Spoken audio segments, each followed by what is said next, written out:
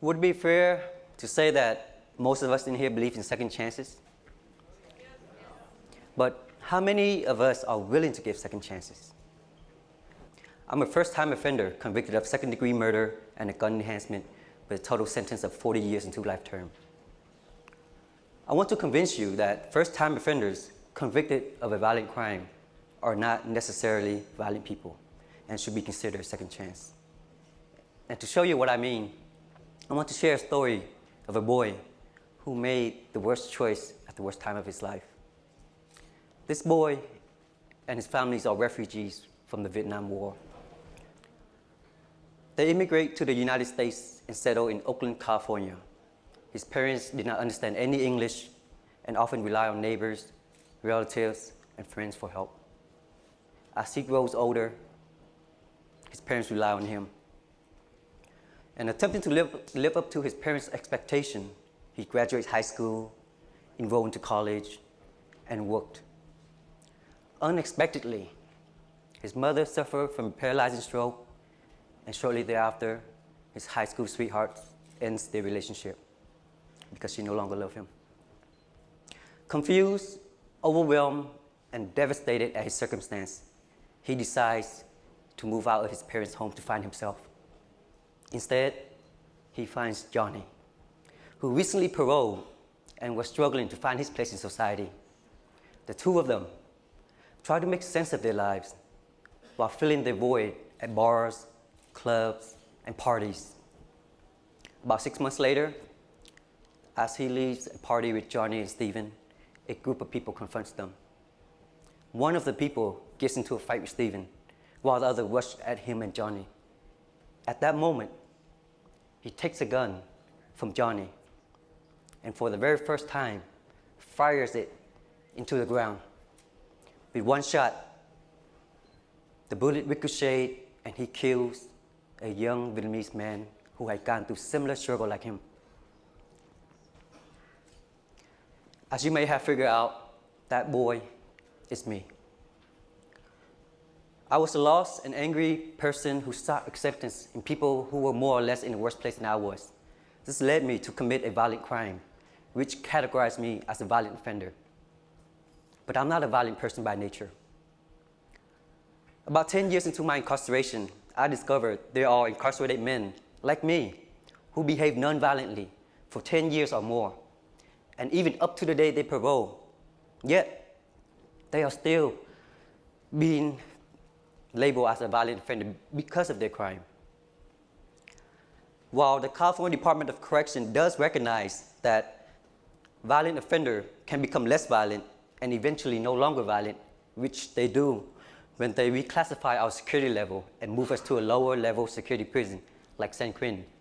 Yet, our violent offender labels do not change. As a result, it paints a distorted image of who we are, and that can be counterproductive to our rehabilitation process and how society perceives us. For example, when incarcerated people parole, we often hear it is the murderers, the hardened criminals that are being released, when in fact, most of them are reformed individuals who get out, and most stay out. Stanford research shows that lifers are people convicted of serious and violent crime and are sentenced to life in prison with the possibility of parole. Their recidivism rate is less than 1%, and of those who we offend are for nonviolent crimes. What's more, the California Department of Correction, Dr. O'Mara, who is a regional director of mental health, she acknowledged that people convicted of violent crime for the first time are not necessarily violent. To put it another way, for most of us in here who are convicted of violent crimes are not violent as people may think.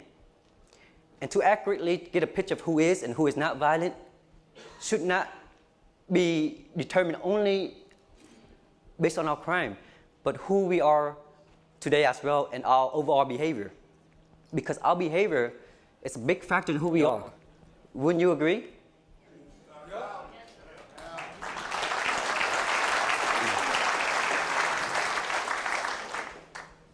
I think so too.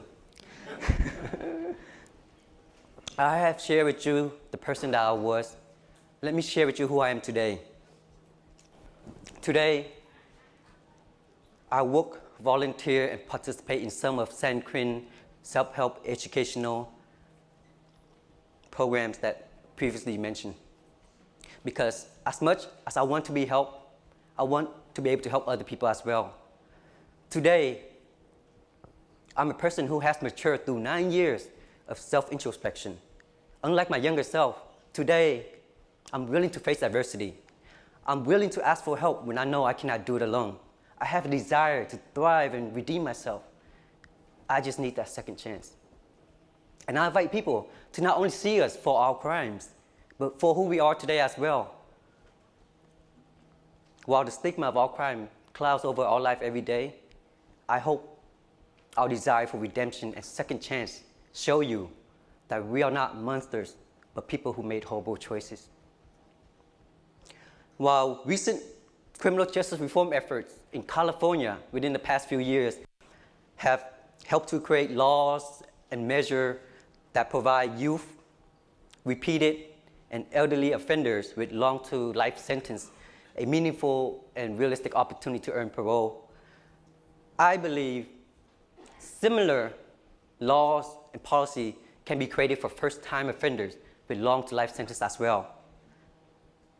It can complement our rehabilitated effort and our desire to redeem ourselves. And I invite state and federal policymakers to create bills like it into law. I invite criminal justice reformers to lobby to lawmakers, judges to approve it, and the public to support it. I invite people to come into San Quentin and other prisons as well. Listen to our stories. Think about them. Share them.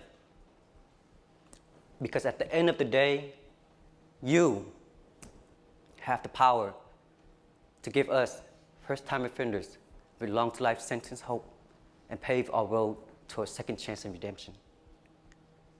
Thank you for your time.